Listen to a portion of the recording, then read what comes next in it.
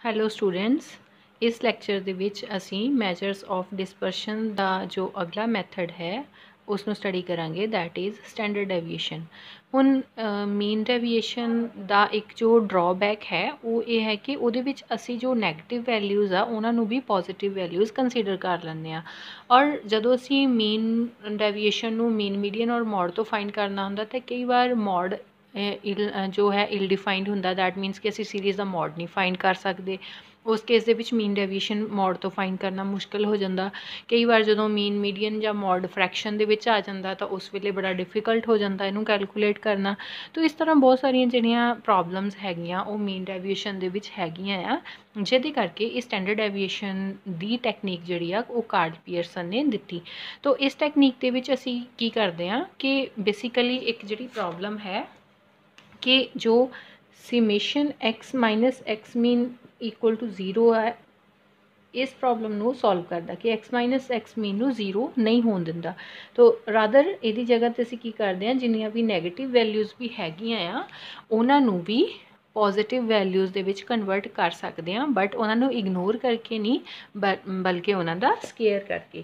ਤੋ standard deviation ਕੀ ਹੈਗੀ ਆ, the square root of the mean of the deviations squared or the root mean square deviation from the mean.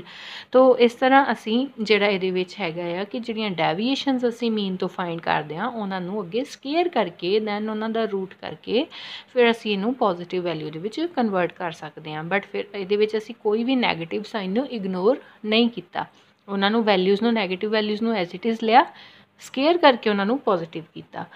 ਤੋ standard deviation ਨੂੰ find ਕਰਨ ਦੇ ਲਈ ਤਿੰਨੋਂ ਤਰ੍ਹਾਂ ਦੀਆਂ ਸੀਰੀਜ਼ ਦੇ ਲਈ, ਇੰਡੀਵਿਜੂਅਲ, ਡਿਸਕ੍ਰੀਟ ਐਂਡ ਕੰਟੀਨਿਊਸ, ਤਿੰਨੋਂ ਸੀਰੀਜ਼ ਦੇ ਲਈ ਸਾਡੇ ਕੋਲ ਅਲੱਗ-ਅਲੱਗ ਤਰ੍ਹਾਂ ਦੇ ਜਿਹੜੇ ਇੱਥੇ 4 ਮੈਥਡਸ ਹੈਗੇ ਆ। ਸੋ ਪਹਿਲੇ ਅਸੀਂ ਗੱਲ ਕਰਾਂਗੇ ਇੰਡੀਵਿਜੂਅਲ ਸੀਰੀਜ਼ ਦੀ। ਤਾਂ ਇੰਡੀਵਿਜੂਅਲ ਸੀਰੀਜ਼ ਦੇ ਲਈ ਸਟੈਂਡਰਡ ਡੈਵੀਏਸ਼ਨ ਫਾਈਂਡ ਕਰਨ ਦਾ ਜੋ ਪਹਿਲਾ ਤਰੀਕਾ ਹੈ that is direct method.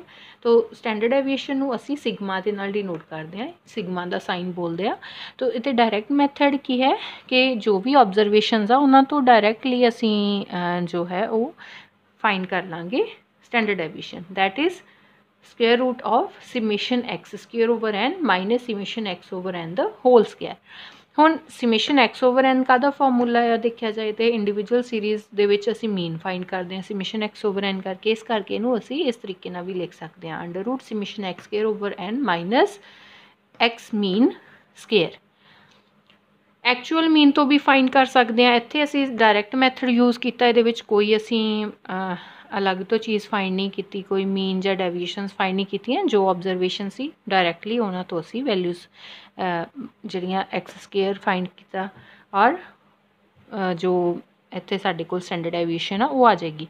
Actual mean ਤੋਂ ਵੀ ਕਰ ਸਕਦੇ ਹਾਂ। ਕਈ ਵਾਰ ਜਦੋਂ ਸਾਡੇ ਕੋਲ ਡੈਵੀਏਸ਼ਨਸ ਬਹੁਤ ਵੱਡੀਆਂ ਹੁੰਦੀਆਂ ਆ ਤਾਂ ਉਹਨਾਂ ਨੂੰ ਅਸੀਂ ਸਮਾਲ ਕਰਨ ਦੇ ਲਈ ਆਬਜ਼ਰਵੇਸ਼ਨਸ ਲਾਰਜ ਹੁੰਦੀਆਂ, ਉਹਨਾਂ ਤੋਂ ਅਸੀਂ ਉਹਨਾਂ ਨੂੰ ਜਿਹੜਾ ਸਮਾਲ ਆਬਜ਼ਰਵੇਸ਼ਨਸ ਦੇ ਵਿੱਚ, ਸਮਾਲ ਡੈਵੀਏਸ਼ਨਸ ਦੇ ਵਿੱਚ ਕਨਵਰਟ ਕਰਨ ਦੇ ਲਈ ਕੀ ਕਰਾਂਗੇ, ਇੱਥੇ summation x over n under route, ਇਹ ਸਾਡੇ ਕੋਲ ਇੱਕ ਫਾਰਮੂਲਾ ਹੈ ਜਿਹਦੇ ਵਿੱਚ x ਦਾ ਮਤਲਬ ਕੀ ਹੈ, x minus actual mean.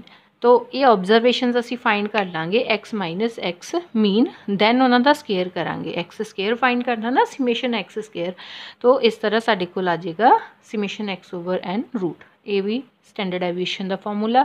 Then ਕਈ ਵਾਰ ਕੀ ਹੁੰਦਾ ਕਿ ਐਕਚੁਅਲ ਮੀਨ ਫਾਈਂਡ ਕੀਤਾ ਤੇ ਐਕਚੁਅਲ ਮੀਨ ਸਾਡੇ ਕੋਲ ਆ ਗਿਆ ਫਰੈਕਸ਼ਨ ਦੇ ਵਿੱਚ। ਜਦੋਂ ਫਰੈਕਸ਼ਨ ਦੇ ਵਿੱਚ ਆ ਗਿਆ ਫਿਰ ਤਾਂ ਪ੍ਰੋਬਲਮੈਟਿਕ ਹੋ ਗਿਆ ਕਿ ਅਰਿਥਮੈਟਿਕ ਮੀਨ ਜਿਹੜਾ ਉਹਦੀ ਵਜ੍ਹਾ ਦੇ ਨਾਲ ਆ ਜਿਹੜੀਆਂ ਸਾਡੇ ਕੋਲ ਐਕਸ ਡੈਵੀਏਸ਼ਨਸ ਆ ਸਮਾਲ ਐਕਸ, ਇਹ ਤਾਂ ਸਾਰੀਆਂ ਜਿਹੜੀਆਂ ਆ ਉਹ ਫਰੈਕਸ਼ਨ 'ਚ ਆ ਜਾਣੀਆਂ, ਉਹਨੂੰ ਅੱਗੇ ਡਿਫਿਕਲਟ ਹੋ ਜਾਣਾ ਸੋਲਵ ਕਰਨਾ। ਤਾਂ ਇਸ ਕੇਸ ਦੇ ਵਿੱਚ ਕੀ ਹੁੰਦਾ ਕਿ ਅਸੀਂ ਐਕਚੁਅਲ ਮੀਨ ਜਿਹੜਾ ਫਰੈਕਸ਼ਨ 'ਚ ਆਇਆ ਉਹਨੂੰ ਯੂਜ਼ ਕਰਨ ਦੀ ਬਜਾਏ ਕੋਈ ਮੀਨ ਐਜ਼ਿਊਮ ਕਰ ਲਈਏ, ਜਾਂ ਵੈਸੇ ਵੀ ਜ਼ਰੂਰੀ ਨਹੀਂ ਹੈ ਕਿ ਫਰੈਕਸ਼ਨ 'ਚ ਆਵੇ ਤਾਂ ਹੀ ਤੁਸੀਂ ਐਜ਼ਿਊਮਡ ਮੀਨ ਦੀ ਟੈਕਨੀਕ ਯੂਜ਼ ਕਰ ਸਕਦੇ, ਅਦਰਵਾਈਜ਼ ਵੀ ਐਕਚੁਅਲ ਮੀਨ ਦੇ ਨੂੰ ਛੱਡ ਕੇ ਤੁਸੀਂ ਐਜ਼ਿਊਮਡ ਮੀਨ ਦੀ ਟੈਕਨੀਕ ਯੂਜ਼ ਕਰ ਸਕਦੇ ਹੋ। ਇਹ ਹਰੇਕ ਕੇਸ ਦੇ ਵਿੱਚ ਐਪਲੀਕੇਬਲ ਹੋ ਸਕਦੀ ਆ। ਤੋ ਐਜ਼ਿਊਮਡ ਮੀਨ ਲੈ ਲਿਆ ਕੋਈ ਵੀ, ਐਜ਼ਿਊਮਡ ਮੀਨ ਦੇ ਨਾਲ ਜਦੋਂ ਤੁਸੀਂ ਡੈਵੀਏਸ਼ਨਸ ਫਾਈਂਡ ਕਰਦੇ ਹੋ ਤਾਂ ਅਰਿਥਮੈਟਿਕ ਮੀਨ 'ਚ ਆਲਰੇਡੀ ਪੜ੍ਹ ਚੁੱਕੇ ਹੋ ਕਿ dx ਫਾਈਂਡ ਕਰਦੇ ਹੋ। dx ਦਾ ਮਤਲਬ ਕੀ ਹੁੰਦਾ, ਡੈਵੀਏਸ਼ਨਸ ਫਰੋਮ ਐਜ਼ਿਊਮਡ ਮੀਨ। ਉਹ ਆਪਾਂ ਕਿੱਦਾਂ ਫਾਈਂਡ ਕਰੀਦੀਆਂ, observations minus assumed mean x minus a, तो ये dx आ जाएगा DX ਨੂੰ ਸਾਰੀਆਂ ਨੂੰ ਐਡ ਕਰਕੇ ਸਮੇਸ਼ਨ DX ਆ ਜਾਏਗਾ। ਇੱਥੇ ਸਾਨੂੰ DX ਸਕੇਅਰ ਚਾਹੀਦਾ, ਇਹਦਾ ਮਤਲਬ ਆ ਜਿਹੜੀਆਂ DX ਹੈਗੀਆਂ ਆਈਆਂ ਆਬਜ਼ਰਵੇਸ਼ਨਸ ਉਹਨਾਂ ਨੂੰ ਅਸੀਂ ਸਕੇਅਰ ਕਰਾਂਗੇ, ਦੈਨ ਸਮ ਕਰਾਂਗੇ, ਫਿਰ ਸਾਡੇ ਕੋਲ ਆ ਜਾਏਗਾ ਸਮੇਸ਼ਨ DX ਸਕੇਅਰ। ਇਸੇ ਤਰ੍ਹਾਂ ਅਗਰ DX ਦੇ ਵਿੱਚ ਕੋਈ ਕਾਮਨ ਫੈਕਟਰ ਆ ਜਾਂਦਾ ਹੈ, ਜਿਸ ਤਰ੍ਹਾਂ ਸਟੈਪ ਡੈਵੀਏਸ਼ਨ ਦੇ ਲਈ ਅਸੀਂ ਪੜ੍ਹਿਆ ਸੀ ਕਿ ਜ਼ਰੂਰੀ ਕੰਡੀਸ਼ਨ ਹੁੰਦੀ ਆ ਤਾਂ ਹੀ ਸਟੈਪ ਡੈਵੀਏਸ਼ਨ ਯੂਜ਼ ਕੀਤੀ ਜਾ ਸਕਦੀ ਆ, ਕਿ ਜੇ ਸਾਡੇ ਕੋਲ ਜਿਹੜਾ ਐਜ਼ਿਊਮਡ ਮੀਨ ਦੇ ਤੋਂ ਜਿਹੜੀਆਂ ਸਾਡੇ ਕੋਲ ਡੈਵੀਏਸ਼ਨਸ ਆਈਆਂ DX ਉਹਨਾਂ ਦੇ ਵਿੱਚ ਕੋਈ ਕਾਮਨ ਫੈਕਟਰ ਹੋਵੇ। ਤਾਂ ਇਸੇ ਤਰ੍ਹਾਂ ਇੱਥੇ ਦੇਖ ਸਕਦੇ ਹਾਂ ਕਿ ਆਹ ਤਿੰਨੋਂ ਤਰੀਕੇ ਜਿਹੜੇ ਆ ਡਾਇਰੈਕਟ ਮੈਥਡ, ਐਕਚੁਅਲ ਮੀਨ ਅਤੇ ਐਜ਼ਿਊਮਡ ਮੀਨ, ਇਹ ਤੁਸੀਂ ਇੰਡੀਵਿਜੂਅਲ ਸੀਰੀਜ਼ 'ਤੇ ਲਗਾ ਸਕਦੇ ਹੋ, ਡੈਫੀਨੇਟਲੀ ਚੁੱਪ-ਚਾਪ ਲਗਾ ਸਕਦੇ ਹੋ, ਕੋਈ ਵੀ ਸੀਰੀਜ਼ ਆ ਜਾਏ ਇੰਡੀਵਿਜੂਅਲ। ਲੇਕਿਨ ਜਦੋਂ ਅਸੀਂ ਸਟੈਪ ਡੈਵੀਏਸ਼ਨ ਵਾਲਾ ਚੌਥਾ ਇਹ ਮੈਥਡ ਜਿਹੜਾ ਅਪਲਾਈ ਕਰਨਾ, ਤਾਂ ਉਸ ਵੇਲੇ ਪਹਿਲੇ ਸਾਨੂੰ ਦੇਖਣਾ ਪਏਗਾ ਕਿ ਐਜ਼ਿਊਮਡ ਮੀਨ ਦਾ ਮੈਥਡ ਲਗਾਉਣ ਤੋਂ ਬਾਅਦ ਉਹਦੇ ਵਿੱਚ ਕੋਈ ਕਾਮਨ ਫੈਕਟਰ ਹੈਗਾ ਹੈ ਆਬਜ਼ਰਵੇਸ਼ਨ ਦੇ ਜਿਹੜੀਆਂ ਡੈਵੀਏਸ਼ਨਸ ਆਈਆਂ, ਦੈਨ ਹੀ ਤੁਸੀਂ ਸਟੈਪ ਡੈਵੀਏਸ਼ਨ ਯੂਜ਼ ਕਰ ਸਕਦੇ ਹੋ। ਫਿਰ ਸਪੋਜ਼ ਹੁਣ ਸਾਡੇ ਕੋਲ ਕੋਈ ਕਾਮਨ ਫੈਕਟਰ ਹੈਗਾ ਆ, ਤਾਂ ਦੈਨ ਅਸੀਂ DX ਡੈਸ਼ ਫਾਈਂਡ ਕਰਾਂਗੇ। ਸਟੈਪ ਡੈਵੀਏਸ਼ਨਸ ਜਿਹੜੀਆਂ ਫਾਈਂਡ ਕਰਾਂਗੇ ਉਹ ਅਸੀਂ ਕਿੱਦਾਂ ਕਰਦੇ ਹਾਂ, X ਮਾਈਨਸ A ਦਾ ਮਤਲਬ ਕੀ ਹੈ DX, ਜਾਂ ਇਹਨੂੰ ਆਪਾਂ ਕਿੱਦਾਂ ਲਿਖ ਸਕਦੇ ਹਾਂ, ਔਰ DX ਓਵਰ C ਕੀ ਹੈਗਾ ਕਾਮਨ ਫੈਕਟਰ ਇਨ DX। ਤੋ ਇੱਥੇ ਫਾਰਮੂਲੇ ਦੇ ਵਿੱਚ ਤੁਸੀਂ ਦੇਖ ਸਕਦੇ ਹੋ ਕਿ ਮੈਂ ਇੰਟੂ C ਕੀਤਾ, C ਦੇ ਉੱਪਰ ਰੂਟ ਨਹੀਂ ਹੈ, ਇੰਟੂ C ਕੀਤਾ। ਦੈਟ ਮੀਨਸ ਕਿ ਇੱਕ ਚੀਜ਼ ਇੱਥੋਂ ਕਲੀਅਰ ਹੁੰਦੀ ਹੈ ਕਿ ਤੁਹਾਨੂੰ ਕੋਈ ਕੁਐਸਚਨ ਵੀ ਪੁੱਛ ਸਕਦਾ ਕਿ weather standard deviation is free from change of origin and change of scale. ਤਾਂ ਚੇਂਜ ਆਫ ਓਰੀਜਨ ਤੋਂ ਤਾਂ ਫ੍ਰੀ ਆ, ਬਿਕਾਜ਼ ਦੇਖੋ ਜਿਹਦਾ ਚੇਂਜ ਆਫ ਓਰੀਜਨ ਇੱਥੇ ਆਪਾਂ ਜਦੋਂ DX ਫਾਈਂਡ ਕਰਦੇ ਹਾਂ ਕੀ ਕੀਤਾ ਸੀ, ਐਜ਼ਿਊਮਡ ਮੀਨ ਮਾਈਨਸ ਕੀਤਾ। ਇੱਥੇ ਅਸੀਂ ਐਕਚੁਅਲ ਆਬਜ਼ਰਵੇਸ਼ਨਸ ਨੂੰ ਯੂਜ਼ ਕਰਨ ਦੀ ਬਜਾਏ ਉਹਨਾਂ ਦੇ ਵਿੱਚੋਂ ਮੀਨ ਮਾਈਨਸ ਕਰਕੇ ਫਿਰ ਉਹਨਾਂ ਡੈਵੀਏਸ਼ਨਸ ਨੂੰ ਯੂਜ਼ ਕੀਤਾ। ਇਹਦਾ ਮਤਲਬ ਅਸੀਂ ਓਰੀਜਨ ਚੇਂਜ ਕੀਤਾ, ਕੋਈ ਇਕੁਅਲ ਵੈਲਿਊ ਸਾਰੀਆਂ ਆਬਜ਼ਰਵੇਸ਼ਨ 'ਚੋਂ ਮਾਈਨਸ ਕਰਤੀ, ਓਰੀਜਨ ਚੇਂਜ ਕੀਤਾ, ਲੇਕਿਨ ਐਂਡ ਦੇ ਵਿੱਚ ਉਹਨੂੰ ਕਿਤੇ ਅਸੀਂ ਪਲੱਸ ਨਹੀਂ ਕੀਤਾ, ਕਿਤੇ ਮਾਈਨਸ ਨਹੀਂ ਕੀਤਾ ਜਿਹੜੀ ਵੈਲਿਊ ਅਸੀਂ ਐਡ ਕੀਤੀ ਸੀ। ਬਟ ਜਦੋਂ ਸਟੈਪ ਡੈਵੀਏਸ਼ਨ ਲਗਾਈ, ਸਟੈਪ ਡੈਵੀਏਸ਼ਨ ਦੇ ਵਿੱਚ ਅਸੀਂ DX ਡੈਸ਼ ਫਾਈਂਡ ਕਰਨ ਵੇਲੇ C ਦੇ ਨਾਲ ਡਿਵਾਈਡ ਕੀਤਾ ਸੀ ਨਾ DX ਨੂੰ, ਅਤੇ ਜਦੋਂ ਐਂਡ ਦੇ ਵਿੱਚ ਫਾਰਮੂਲਾ ਲਗਾਇਆ ਉਦੋਂ C ਨੂੰ ਮਲਟੀਪਲਾਈ B ਕੀਤਾ। ਦੈਟ ਮੀਨਸ ਕਿ standard deviation is free of change of origin. ਕੋਈ ਵੀ ਵੈਲਿਊ ਇਕੁਅਲ ਵੈਲਿਊ ਜਿਹੜੀ ਪਲੱਸ ਮਾਈਨਸ ਕਰੀਏ ਉਹਦਾ ਤਾਂ ਫਾਈਨਲ ਆਨਸਰ 'ਤੇ ਕੋਈ ਪ੍ਰਭਾਵ ਨਹੀਂ ਆ। ਚਾਹੇ ਤੁਸੀਂ ਡਾਇਰੈਕਟ ਆਬਜ਼ਰਵੇਸ਼ਨਸ ਨੂੰ ਯੂਜ਼ ਕਰਕੇ ਫਾਰਮੂਲਾ ਲਗਾ ਦਿਓ ਤਾਂ ਵੀ ਉਨਾ ਹੀ ਆਨਸਰ ਆਏਗਾ, ਚਾਹੇ ਤੁਸੀਂ ਐਕਚੁਅਲ ਆਬਜ਼ਰਵੇਸ਼ਨਸ ਨਾਲ ਜਿਹੜਾ ਐਕਚੁਅਲ ਮੀਨ ਨਾਲ ਕੀਤਾ ਜਾਂ ਐਜ਼ਿਊਮਡ ਮੀਨ ਤਾਂ ਵੀ ਆਨਸਰ ਉਨਾ ਆਉਣਾ। ਕਿਉਂ? ਕਿਉਂਕਿ ਇੱਥੇ ਬੇਸ਼ੱਕ ਤੁਸੀਂ ਸਾਰੀਆਂ ਆਬਜ਼ਰਵੇਸ਼ਨ 'ਚੋਂ ਮੀਨ ਘਟਾਇਆ, ਐਕਚੁਅਲ ਮੀਨ ਜਾਂ ਐਜ਼ਿਊਮਡ ਮੀਨ, ਫਿਰ ਵੀ ਆਨਸਰ ਬਿਲਕੁਲ ਚੇਂਜ ਨਹੀਂ ਹੋਇਆ। ਇਹਦਾ ਮਤਲਬ ਆ ਕਿ ਓਰੀਜਨ ਚੇਂਜ ਕਰਨ ਦਾ ਕੋਈ ਵੀ ਪ੍ਰਭਾਵ ਸਟੈਂਡਰਡ ਡੈਵੀਏਸ਼ਨ ਦੇ ਉੱਪਰ ਨਹੀਂ ਪੈਂਦਾ, answer will remain the same. But ਜਦੋਂ ਤੁਸੀਂ ਉਹਦਾ ਸਕੇਲ ਚੇਂਜ ਕਰਦੇ ਹੋ ਨਾ, ਸਕੇਲ ਚੇਂਜ ਕਰਨ ਦਾ ਮਤਲਬ ਕੀ ਕਿ ਜਾਂ ਤਾਂ ਤੁਸੀਂ ਆਬਜ਼ਰਵੇਸ਼ਨ ਨੂੰ ਕਿਸੇ ਇਕੁਅਲ ਵੈਲਿਊ ਨਾਲ ਡਿਵਾਈਡ ਕਰਦੇ ਹੋ ਜਾਂ ਮਲਟੀਪਲਾਈ ਕਰਦੇ ਹੋ, ਤਾਂ ਉਹ ਉਨਾ ਹੀ ਪ੍ਰੋਪੋਰਸ਼ਨੇਟਲੀ ਜਿਹੜਾ ਉਹਦੇ ਵਿੱਚ ਚੇਂਜ ਆਉਂਦਾ। ਇਸ ਕਰਕੇ ਉਸ ਚੇਂਜ ਨੂੰ ਬੈਲੈਂਸ ਕਰਨ ਦੇ ਲਈ ਅਸੀਂ ਐਂਡ ਦੇ ਵਿੱਚ ਫਿਰ ਜੇ ਇੱਥੇ ਡਿਵਾਈਡ ਕੀਤਾ ਸੀ ਤਾਂ ਇੱਥੇ ਅਸੀਂ ਮਲਟੀਪਲਾਈ ਕਰਤਾ ਉਸ ਵੈਲਿਊ ਨੂੰ। ਜਿੰਨੀ ਵੈਲਿਊ ਇੱਥੇ ਆਬਜ਼ਰਵੇਸ਼ਨਸ ਨੂੰ ਅਸੀਂ ਡੈਵੀਏਸ਼ਨਸ ਨੂੰ ਡਿਵਾਈਡ ਕੀਤੀ ਸੀ ਉਨੀ ਹੀ ਵੈਲਿਊ ਨੂੰ ਅਸੀਂ ਫਾਰਮੂਲੇ ਦੇ ਵਿੱਚ ਮਲਟੀਪਲਾਈ ਕਰਤਾ।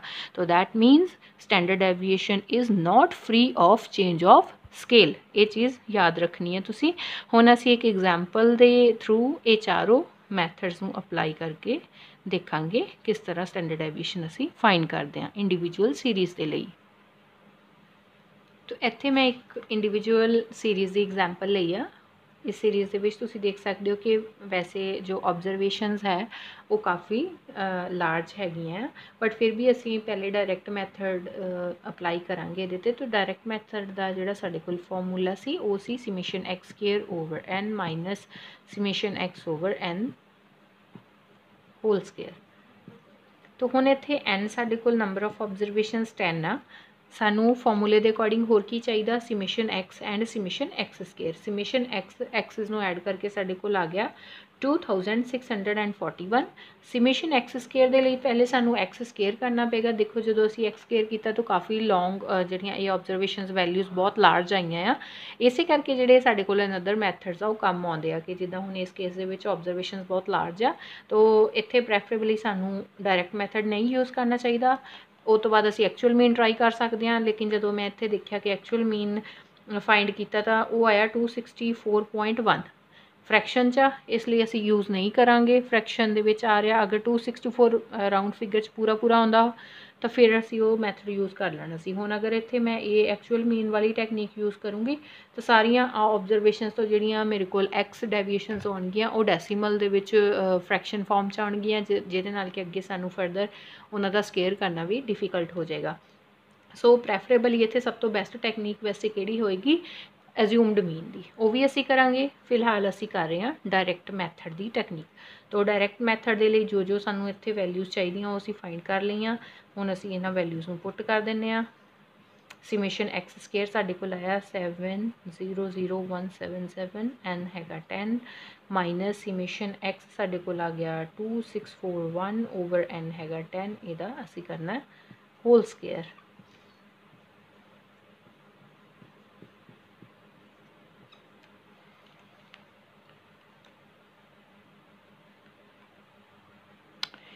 तो इत्थे सारियां वैल्यूज़ नूं पुट करके सॉल्व करन तो बाद साडे कोल जिहड़ा इहदा आंसर है वो आ गया 16.39। ये आ गई साडे कोल स्टैंडर्ड डेविएशन। हुण असी इसे न्यूमेरिकल नूं जिहड़ा एज्यूम्ड मीन दी हेल्प नाल करांगे। तो इत्थे साडे कोल जिहड़ा एक्चुअल मीन है वो आया सी 264.1। इस करके फ्रैक्शन करके असी actual mean the technique use नहीं करांगे। हुण असी डायरैक्टली इत्थे यूज़ करांगे स्टैप एज्यूम्ड मीन टैक्नीक। तो एज्यूम्ड मीन के लिए मैं एज्यूम कर रही हाँ मीन 265। हुण असी की करांगे डी एक्स फाइंड करांगे, that are the deviations from assumed mean x minus a. तो एक्स ऑबजरवेशन के विचों ए माइनस करके असी जिहड़ियां डेविएशंस फाइंड कर लांगे। दैन असी डी एक्स स्केयर फाइंड करांगे, बिकॉज फॉर्मूले के अकॉर्डिंग सानूं की चाहिए, summation dx square over n minus summation dx over n the whole square। तो दो चीज़ां चाहिए, summation dx and summation dx square, दोनों असी फाइंड कर लांगे। इत्थे असी डेविएशंस फाइंड करके उन्हां दा सम कर लिया, दिस इज़ इक्वल टू -9। तो इत्थे साडे कोल summation dx स्केयर ये डेविएशंस नूं स्केयर करन तो बाद इहदा सम साडे कोल आ गया 2697। हुण असी इहनूं फॉर्मूले दे विच पुट कर लांगे। फॉर्मूला की सी साडे कोल, summation d x square over n minus summation d x over n the whole square. ये आ गया साडे कोल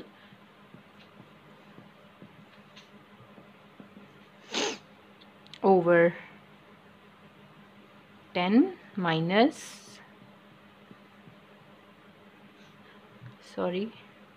this is equals to -9 over 10 square under root।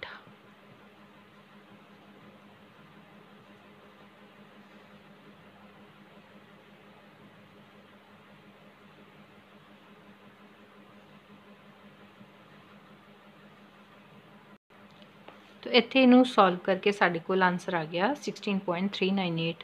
तो ये जिस तरह असी डायरैक्ट मैथड दे नाल आंसर फाइंड किया सी, सेम आंसर सानू मिल गया एज्यूम्ड मीन दे नाल।